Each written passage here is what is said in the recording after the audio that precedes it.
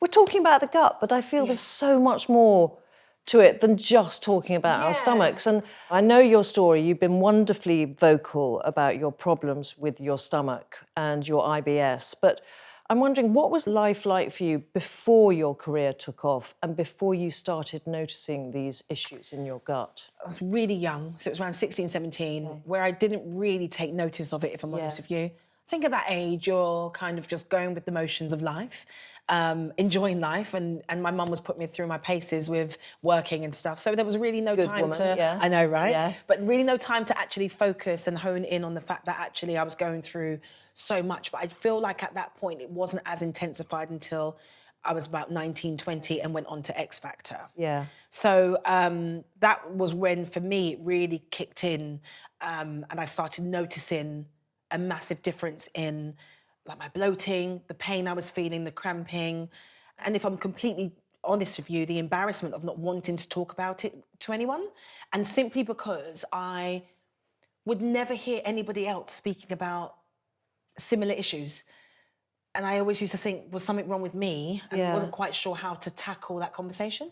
I mean, was there ever a part of you, from it having started when you were so young, you ever think, oh, well, this is normal, this is like period pains or something? I'll share this. I mean, I know we talk about as nature is a funny thing, but period pains and stuff like that, I actually started quite late. Okay. So a lot of my friends, I was 15 or 16, so it's quite late actually, because all of my friends were started 8 years before. I know. So again, I thought my body just wasn't maybe catching up with the rest of my friends. I don't know. And really, when I fast forward it on to when I finally got the guts to speak to my GP about it, I'd already tried so many different brands and stuff like that. That's a probiotic, because I was recommended different things to try, and nothing worked. And I wouldn't name and shame any brands, but I will. So I'll do it for you. Yeah, keep going.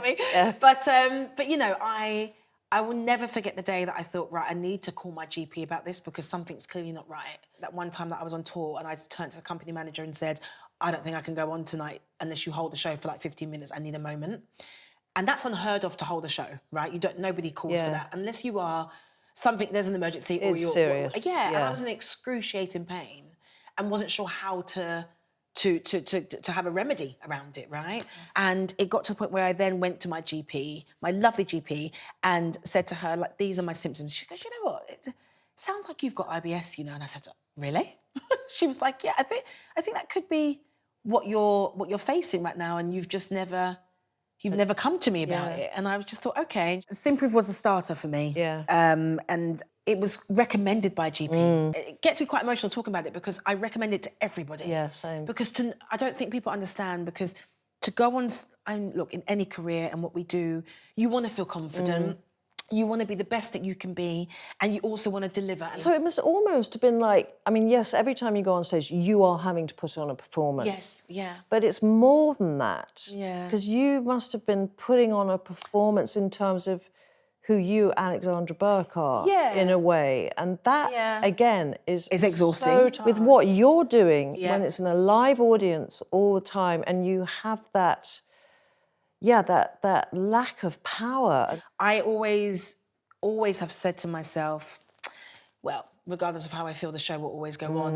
And another thing I say is you'd have to drag me off that stage to let down people that have paid tickets to come and see a show. It is extraordinary how it, you know, having whatever it is, whether it's hemorrhoids with me and not, you know, irregularity and everything. It just to have that sorted out is, you don't realise how much it's been affecting you, but also, absolutely, I imagine for you, going on stage and not knowing, it must have been hugely stressful and anxiety-inducing. Yeah, and I know that stress and anxiety can bring on, you know, a load of things really. I think the main thing for me is the staying silent is not the answer. I've actually always suffered with anxiety. It has gotten better over the past few years, to be honest with you.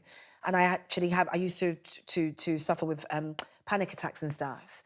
And that's stopped. That's been a long time since I've had one, which is really good. But I would definitely say that anxiety was something that I had to really deal with from a young age. and it never really went away. At the moment that I've started to feel better and feel a bit more confident in myself, my anxiety has definitely become less and less and less, which is really great. And the biggest change in my life, of course, for me in the past 3-4 years is my gut health and having Simprove. Yeah. Yeah. So where do you think that anxiety came from? Do you know what? A number of things, really. I mean, growing up, there was always, look, my mum, former lead singer of Soul to Soul, absolute angel, a legend, A goddess, unbelievable woman. And out of her 4 kids, I was the only one that wanted to sing. Okay. My anxiety came from wanting to just be her.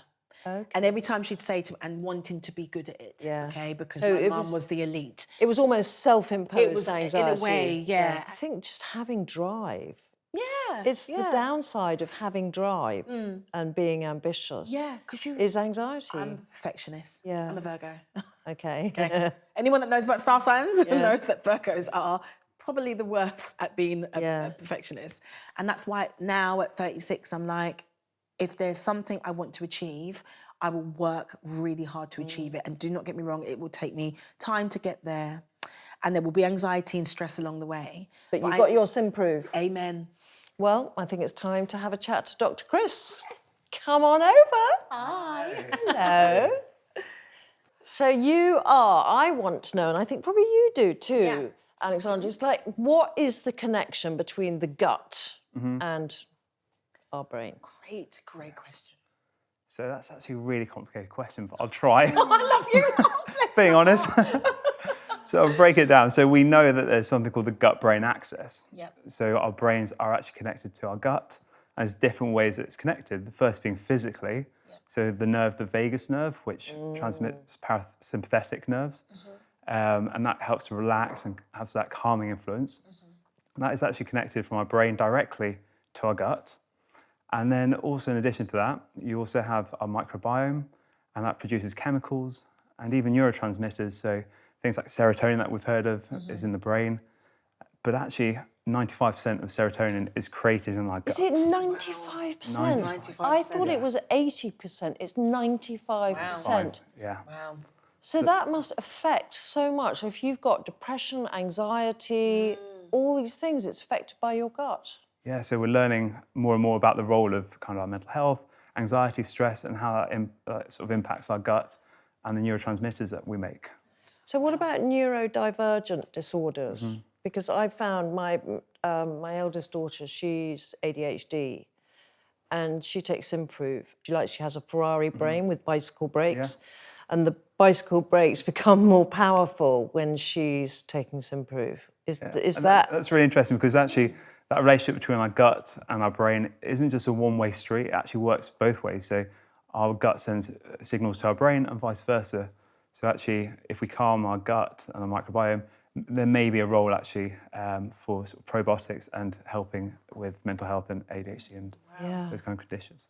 Alexandra, with your stress, okay, so you went on and won the X Factor. Aged, how old are you? 19? I was 19 when I was on the show, 20 when I won it. Okay, so you were a little child, Yeah. basically. Yeah. And then you had IBS, so that that's like a volcano meeting a tornado. I mean, would that have really affected her IBS, that kind of sudden anxiety of being on show and this fame that came to her? Change, Yeah. basically overnight.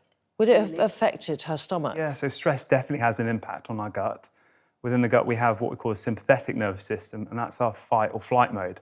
So imagine when you stood up there on the X Factor with Simon Cowell, you're on that sort of fight-flight mode. Every day. And that really affects your gut, and that causes problems with digestion, with all the symptoms you've been mentioning. So it's no wonder really that you kind of had a flare-up of the symptoms because intense stress. The flare-up was for years. I truly wish I talked about it sooner because I just remember feeling completely out of control and out of my depth. And that it just explains so much hearing you talk about that. Gosh, I wish I was, I wish I knew more back then. And really interesting, we know that 5 to 20% of the UK population have IBS, and it actually might be higher because we don't talk about it because no one all talks that about taboo. And So where does it come? I mean, how do you get IBS? Is there kind of one? So we've spoken to people who have maybe had an infection or something, is there one thing that causes it, or are there multiple? It's not one thing that we've identified that Okay. causes IBS, but we are understanding that the microbiome has an increasingly important role within IBS and its treatment. We can see certain patterns, like if you're female or if you've got a family history of IBS, then it's sometimes more prevalent in people. Alexandra, my goodness, I could talk to you for hours. Thank you so much for your honesty, Thank you. and you know how much it's going to help many, many people out there. I really hope so. So I hope you enjoyed the Gut Diaries, and we will see you next time.